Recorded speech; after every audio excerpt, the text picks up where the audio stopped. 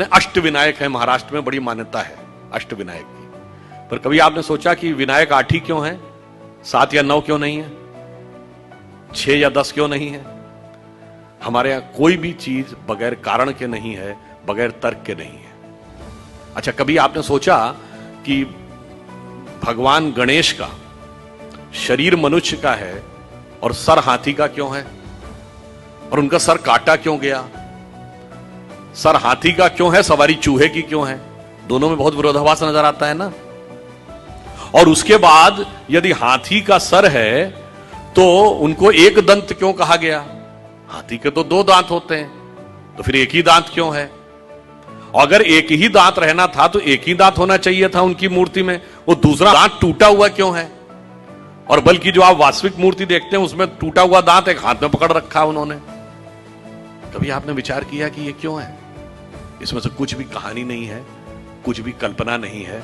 और गणेश जी किसके देवता हैं? रिद्धि और सिद्धि के देवता हैं, यानी संपूर्ण सिद्धियां गणपति की आराधना से मिलती हैं। और गणेश जी पुत्र किसके हैं?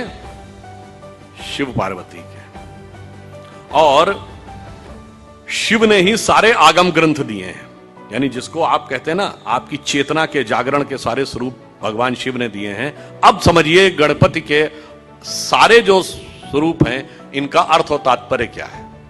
देखिए, भगवान गणेश का वह स्वरूप हमारे अंदर की जो वास्तविक चैतन्य ऊर्जा होती है उसके उत्थान की वह प्रक्रिया को प्रतीक रूप में दिखा रहा है। सबसे पहले सर कटना किस लिए जरूरी है?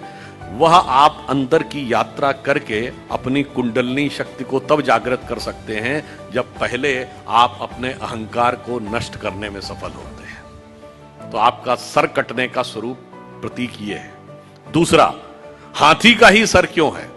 क्योंकि हाथी की जो सूंड है, और आपने देखा होगा हमेशा गणपति की सूंड इस दिशा में यूं है, कभी ऐसे नहीं है। क्यों? वह उस शक्ति का प्रतीक है जो अपवर्ड्स है, यानी जागृत शक्ति, आपके शरीर की कुंडलनी की शक्ति जब वो ऊर्ध्व की तरफ होती है उसका प्रतीक है। और हाथी इसलिए है कि हाथी के मस्तक में गज मुक्ता कहा जाता है। माना जाता है कि हाथी के यहां मस्तक में एक मुक्ता है तो वो ब्रह्मरंध्र का प्रतीक है। और जब वो मुड़ी हुई सूंड ऊपर है, और चूहे की सवारी क्यों है? क्योंकि चूहा जमीन के अंदर जाकर अपना बिल बनाता है।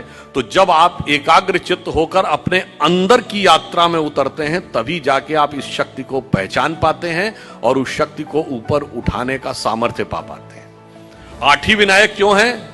क्योंकि 8 चक्र हैं, मूलाधार, स्वाधिष्ठान, अनाहत, आज्ञा, विशुद्ध चक्र और ब्रह्मरंध्र। और अब एक ही दांत क्यों है? क्योंकि जब आप आज्ञा चक्र से ऊपर जाते हैं तब द्वैत के साथ वह यात्रा नहीं हो सकती, यानी संसार और ब्रह्म 2 में से एक को ही चूज करना पड़ता है। तो वह दांत टूटा हुआ क्यों है? तो संसार के साथ उस संबंध का विच्छेद करना पड़ता है, उसे तोड़ना पड़ता है, इसीलिए टूटा हुआ दांत हाथ में रखे हुए हैं। फिर आगे की यात्रा जाकर जब ब्रह्मरंध्र तक मिलती है तो समस्त रिद्धियां और सिद्धियां आपको प्राप्त होती हैं। यह उसका प्रतीक है।